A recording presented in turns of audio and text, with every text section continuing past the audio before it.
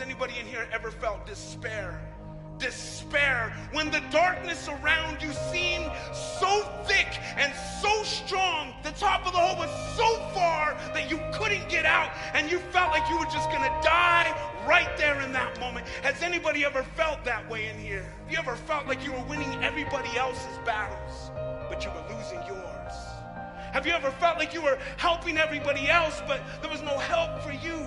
When the darkness of your situation prevents you from seeing the light at the top of the hole, we can't see a way through the darkness of addiction. We find ourselves in these dark holes of grief when we have loss, when we feel physical and emotional pain. We're in a dark hole where our marriages are crumbling and falling apart, and we feel hopeless, and we begin to despair and say, God, am I just gonna die? Is this it? Will I just die in this hole right here? We feel a shame that begins to weigh over us like a cloud and tells us that we are not good enough.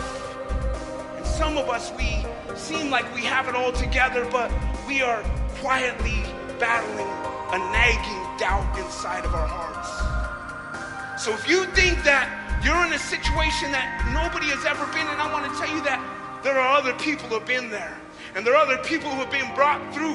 And there are other people that are standing as examples to say that God is a God of miracles, of deliverance, of love, of faithfulness. And even though everybody may talk about you and cast you out and write you off, I want to tell you that God has not written you off, that he still loves you, and he still believes in you, and he's still reaching his hand into that dark hole.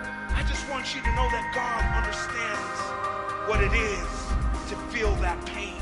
He is the author and the finisher of our faith. And you know what he's showing us? He's showing us that you can do good and you can love people in a dark world, even though it seems like everything's falling apart on you. He's saying that in the midst of that darkness, you can still be a blessing. You can still love people. You can still make your church better, your neighborhood better, and your family better. But you got to get a different perspective.